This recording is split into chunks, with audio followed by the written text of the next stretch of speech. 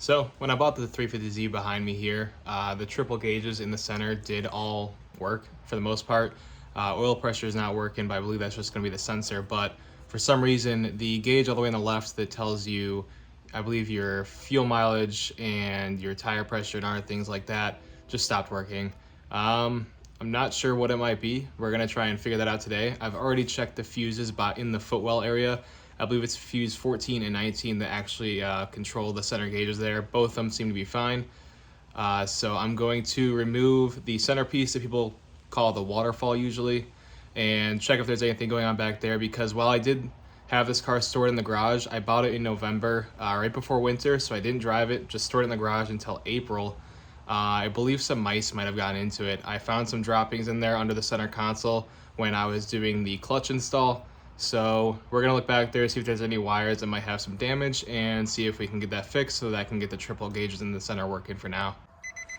And to kind of show you what's going on, just put the key in here and they illuminate, and the oil pressure gauge does go to 60, even with the car off. Battery gauge is working completely fine, but the oil pressure gauge, obviously, temp sensor's wrong or something on that, and if you tap it, you can actually change the pressure, so that might be a sensor. I gotta look into this one still, but this one did work when I got the car, and now even pressing any of the buttons on the side does absolutely nothing. One of them can kind of change the illumination, but besides that, there's no data, so I'm wondering if the wires that send the data to that gauge might have gotten chewed on. So we're gonna pull this out now and check behind and see how that looks. So it's actually pretty easy to get this whole centerpiece out. Simply just remove the shift knob here, and then the centerpiece trim actually just pulls up. It's all just a bunch of clips holding it in place. Probably gonna want to turn the car off right now because there is a ribbon cable that connects to the HVAC controls here. It's pretty delicate from what I've read, so I'm just going to turn power off, pull this all the way out, and then you could see our ribbon cable there for HVAC, and then we have a cable down below for the hazard button. And we're just going to disconnect those now.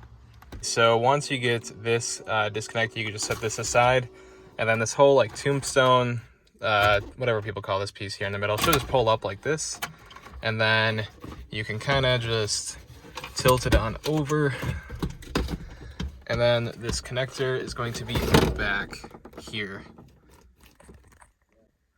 So this is going to be the connector here. All you have to do is press down on the top here, and then it should just pull out pretty easily. Just like that. Now, fortunately in my case, it looks like this solution is actually pretty easy. For some reason, most likely due to one of the last owners of this car, these gauges are actually missing one of the screws that holds the circuit board in place. And it looks like this one has actually come up and off of the pins that connect the circuit board to the gauge face here. So that's why it's receiving no data or really anything to it besides illumination. So I'm just going to take this inside because two of the pins in there are bent all the way to the left there. So I've got to straighten those out with some pliers and then try and get it back in that connector there, and then everything should work. So since it's kind of hot out, and just to make it a little bit easier myself, I brought the gauges inside. It looks like we're missing a screw in one of these locations. There's actually only one holding these two parts of the circuit board for the gauges on. So might have to find another screw to hold that in place. Otherwise, I'm just going to remove this screw for now, just to get easier access to the pins to try and straighten them out. Might have to use some pliers. Going to see what I have to use once we get in there. So I have the circuit board pulled off and set aside. It's still connected by a little cable there. However, these pins are pretty bent, so it's going to be hard to get them back straight again. And there's actually another set on top that also has a bent pin. The first one on the right there, it looks like it's bent down. So it looks like that's our issue. So they were working when I got the car, and then they weren't after I changed the radio. So I believe Whenever I pulled this piece off initially and then set it on the dash to change the radio to put in that doubled in, the gauge face must have pulled off and then got set back on crooked, and that's why we are dealing with these bent pins now. So the gauges actually come out relatively easy. There's one screw here, one screw there. You can see it on that side there. Standard interior screws, just a Phillips head, comes out pretty easy. And that's just gonna make it a little bit easier to get access to these pins. There is tabs holding on this front piece to the gauges here, so I'm probably gonna pull that off now, because the piece that does have the cable go to it, it's got a little play in it, so it looks like it comes out, so we're just gonna take that out now. And also with those tabs, there are gonna be 2 Phillips screws in the front here. Also, before I put these gauges back in, I am gonna be going over them with some Meguiar's Plast X, I believe it's called, just to kind of clean them up. I believe I tried using some type of interior detailer on here before. Didn't really do much. It's kind of stained, so we're going to see what the Meguiar's product can get out. I've had great success with it before on headlights and other kind of plastic materials like Defi gauges before, so I expect it'll do pretty well. So once you get all the screws out and all the clips undone around the edge here, the faceplate for the gauge is going to be exposed. It's going to come off. The needle for the oil pressure gauge is stayed in the center. It looks like it has a spot to rest there. Meanwhile, the volt gauge, the needle stayed on that one. The screen is here that shows your MPG and other information. So we're going to see if we can pull that out now to get all those pins finally straightened up.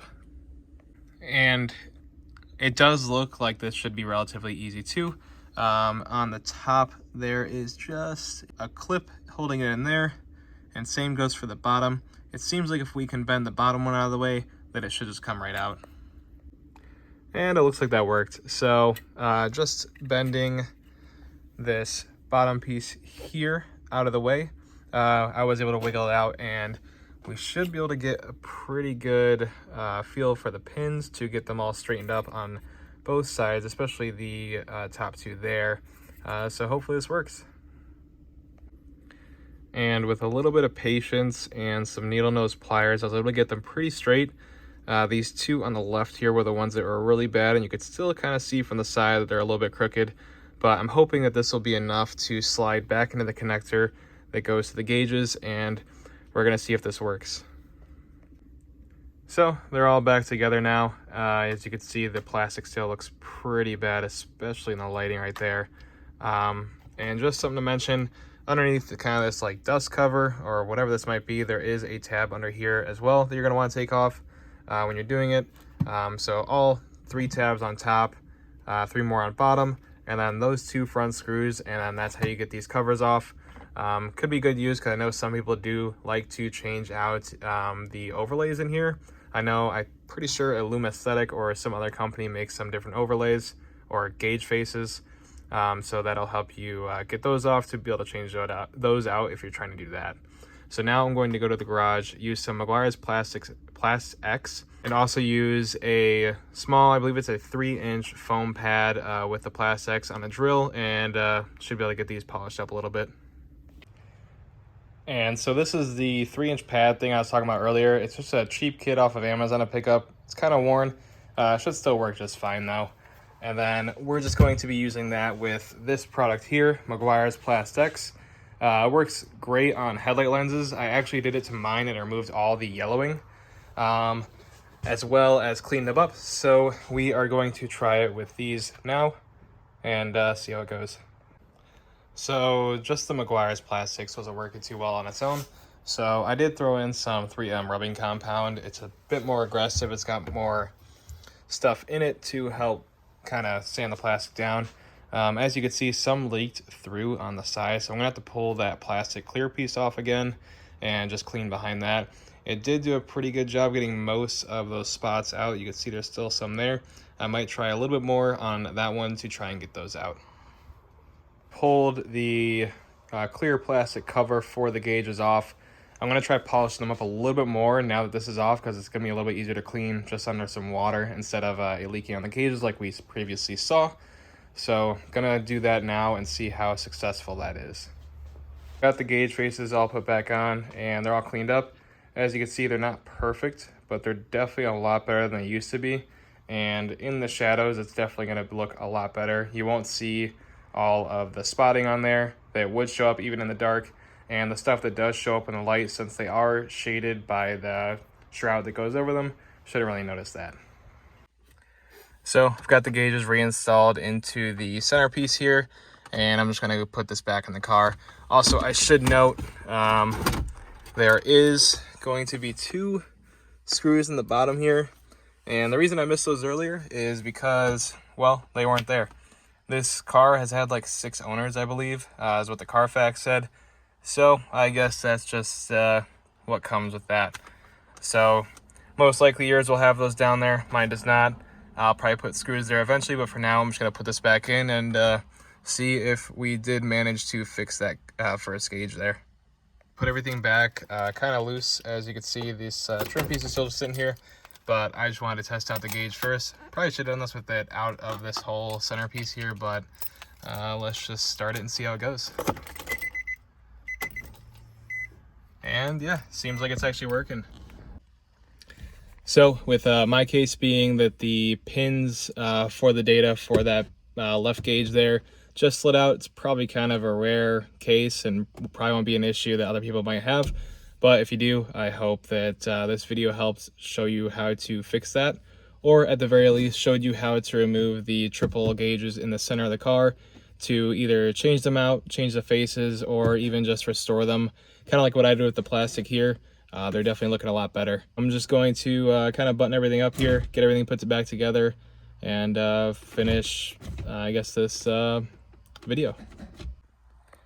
So, as you can see, everything is back together, and I just have it showing the temperature now. It's probably what I'll keep it on most of the time, because it's probably the most useful information that you can get off of there.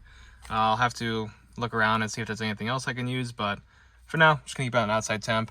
Probably going to check the pressure sensor on the oil pressure gauge to see if maybe that is going out and causing it to read weird. At least it was in the past before I took it apart. I did pull the needle off and reset it. Yeah, I mean, there's really not much else to be done with that.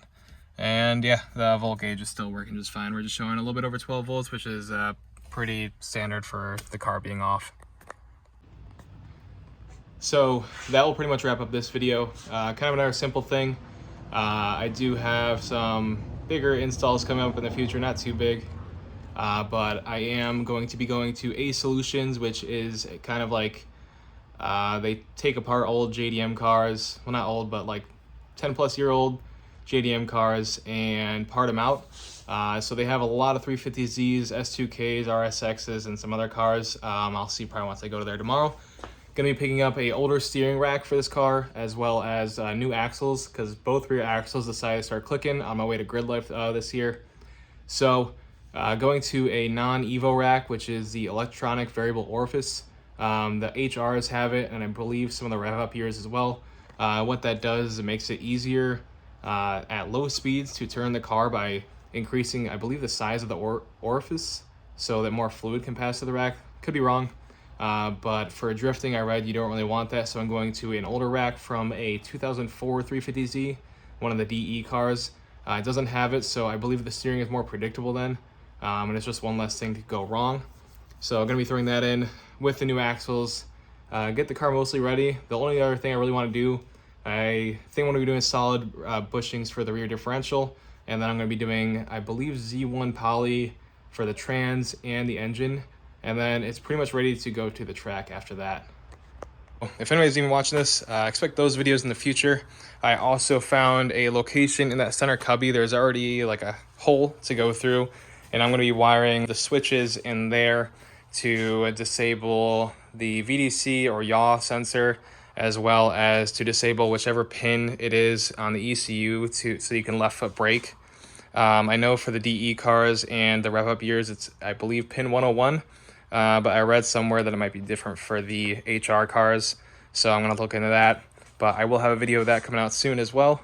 And yeah, if you would like to see that or to learn more about these cars or how to modify your Z, just subscribe to the channel and let me know what you think. Let me know what you think of the carbon in the center.